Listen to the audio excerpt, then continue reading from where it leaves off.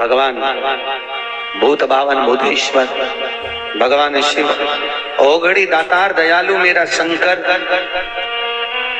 ने आज्ञा करी भगवान ब्रह्मदेव को कि ब्रह्मा जी मेरे स्वरूप का जो दर्शन कर रहे हो आधा पुरुष आधा नारी में बना हूं और मेरे स्वरूप का दर्शन कर कर आप एक कर्म करिए कि आप इस सृष्टि का निर्माण करो। और भगवान ब्रह्मा ने सृष्टि का निर्माण करने के लिए भगवान शंकर के अर्धनागेश्वर स्वरूप का दर्शन किया।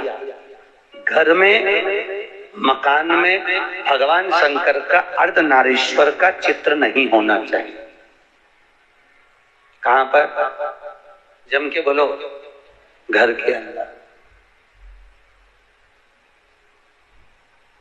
घर के अंदर कुछ चित्र और कुछ वृक्ष हमारे यहाँ वर्णन किए गए हैं कि कौन सा चित्र घर में होना चाहिए, कौन सा वृक्ष घर में होना चाहिए। चित्र का भी प्रमाण कि चित्र कौन सा।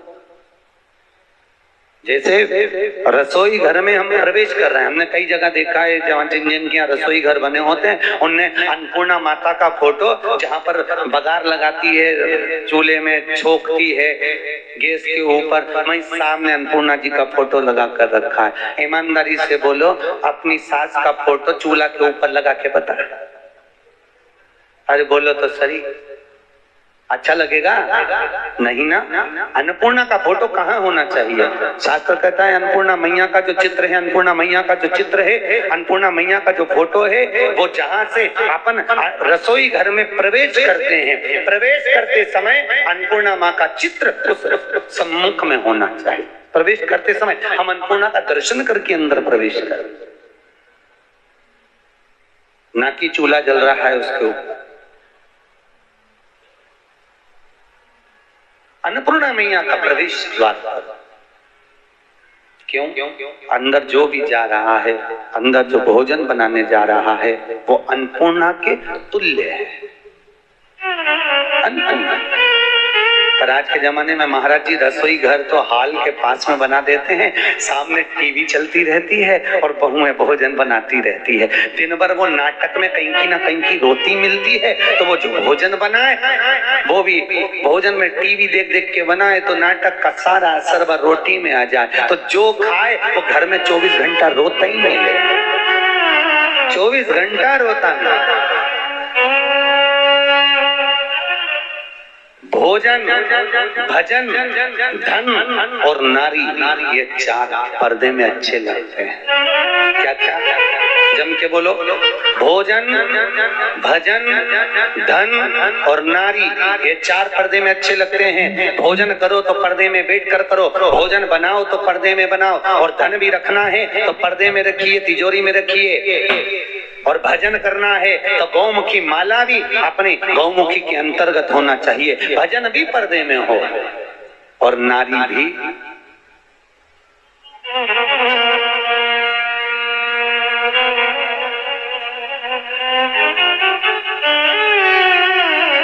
अब आज तीसरा दिन हो गया, बोलना नहीं पड़े जीजियों, हमारा क्या जाए, हम तो बोल देते हैं कि देखो ये सब चीजों का बड़ा प्रमाण है।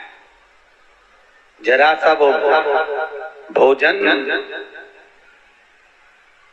जरा सा भोजन, वो दुर्योधन ने कहा शकुनी मामा से, मामा मेरे इतने भाई मर रहे हैं और 5 पांडव नहीं मर रहे, अगर इनको मारना चाहे तो भीष्म पितामह 2 क्षण में मार दे। आखिर ये भीष्म पितामह को क्रोध क्यों नहीं आ रहा, इनको गुस्सा क्यों नहीं आ रहा? तो कहा इनको गुस्सा ना आने का कारण केवल इतना है क्योंकि भीष्म पितामह जब भोजन करने जाते हैं तो भोजन जो भीष्म पितामह करते हैं वो पर्दे में करते हैं। अगर भीष्म पितामह के भोजन पर चंडाल की दृष्टि पड़ जाए तो भीष्म पितामह को क्रोध आ जाए। तो मामा ये बताओ कि उस भीष्म पितामह के भोजन पर चंडाल की दृष्टि पड़ना है तो भीष्म पितामह तो एकांत में भोजन करते हैं, पर्दे में भोजन करते हैं, फिर मैं चंडाल कैसे भेजूं? इतने में शकुनी मामा ने कहा भांजे तू चंडाल से कम है क्या, तेरी दृष्टि दे। तो तेरी दृष्टि दे। और जैसे दुर्योधन ने कहा मामा तुम मुझे चंडाल कह रहे हो, नहीं कह नहीं रहा, मैं तो प्रैक्टिकल करने की बात कर रहा हूँ, प्रैक्टिकल करके देख ले। और जैसे ही दुर्योधन ने भीष्म पितामह के भोजन पर अपनी दृष्टि दी और आज भीष्म पितामह ने संकल्प ले लिया कि कल का सूर्यास्त होते हुए अर्जुन नहीं देख पाएगा, मात्र भोजन करा और बुद्धि बिगड़ गई। ये भोजन का असर है।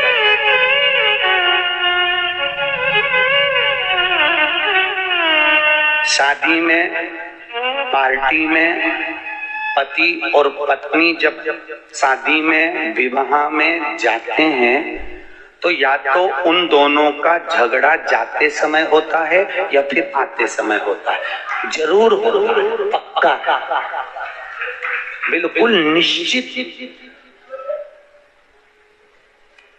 अगर अभी जाते समय अच्छे से जा रहे हैं दोनों स्माइल देते हुए, तो जब गाड़ी पे आएंगे तो वो आगे चलाता रहेगा और ये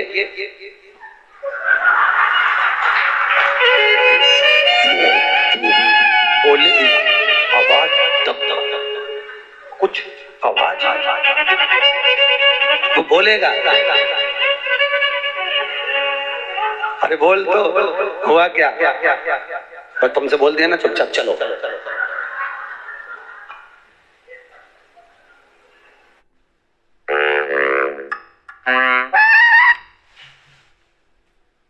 जो जिस काम में स्पेशलिस्ट, चलो चुपचाप। क्यों? अब कोई समझ तो पाया नहीं, कथा में समझ जाओ। भोजन का असर है, जैसा खाया अन्न वैसा हो गया मन। हमारे अग्रवाल जी द्वारा रोज कथा के बाद में प्रतिदिन शाम को भंडारा प्रसादी रखी जाती है। क्यों? क्योंकि जो भोजन बन रहा है उसमें यहाँ की कथा का पूरा प्रेशर पड़ रहा है और वो अन्न शुद्ध होता जाता है। तो जितना खाकर जाएंगे, घर जाकर भी रात में भी सपने में शंकर जी नजर आएंगे, सपने में भी भोलेनाथ दिखेगा। और शादी पार्टी में से भोजन कर कर आओगे, अब रहने दो, कथा पे चले, तो सपने में भी कुछ नहीं दिखा। भोजन का जैसा खाया अन्न वैसा हो गया मन। भोजन का बड़ा असर। जैसा पिया पानी वैसी हो गई पानी, और जैसा पिया दूध वैसा बन गया बुद्धि। बुद्धि कैसे बनती है? दूध से। गौ माता का दूध पियोगे तो गाय जैसे निर्मल हो जाओगे, थैली का पियोगे तो थैली, डब्बा पियोगे तो डब्बा। तुम जैसा दुग्ध का पान कर रहे हो वैसी अपनी प्रवृत्ति बन रही है। भीष्म गीता के अंतर्गत भीष्म पितामह ने बाणों की सैया पर पड़े रहकर अर्जुन को ज्ञान उपदेश दिया। अर्जुन, 4 तरह का भोजन बेकार होता है। अर्जुन ने पूछा महाराज कौन कौन सा पितामह? पितामह ने कहा 4 तरह का भोजन बेकार है। पहला, अर्जुन, जिस भोजन की थाली को कोई लांग कर चले जाए वो नाली में पड़े हुए कीचड़ के बराबर है। दूसरे नंबर का भोजन, जिस भोजन की थाली में ठोकर लग गई वो कीचड़ के बराबर है। और तीसरे नंबर का भोजन, जिस भोजन की थाली में केश पड़ा हो, बाल पड़ा हो, वो दरिद्रता प्रदान करने वाला होता है। और चौथे नंबर का भोजन, अर्जुन सुन, पति और पत्नी अगर एक ही थाली में साथ बैठकर भोजन कर रहे हो तो वो मदिरा के बराबर होता है, मदिरा के तुल्य है। और अर्जुन, पति के जीवने के बाद अगर पत्नी उसी थाली में भोजन करती है तो वो चारों तीर्थों के मंदिर के प्रसाद से बड़ा महाप्रसाद बन जाता है। उस प्रसाद को ग्रहण। अब तुम्हें सास कितना समझाती है, बेटा साथ में बैठ के मत खाओ, पर तुम्हें बुरा लगता है। तुम्हें लगता है बताओ ये तो हमारा भला ही नहीं चाहती, हमारा बुरा चाहता। भैया वो क्यों कह रही है, उसको मालूम है कि ये भोजन श्रेष्ठ नहीं। हाँ, अगर दोनों को साथ बैठ के खाना है तो 2 थाली लगाओ, एक साथ बैठो, एक साथ खाओ, मना नहीं है। पर भोजन की एक थाली में दोनों को भोजन नहीं करना चाहिए।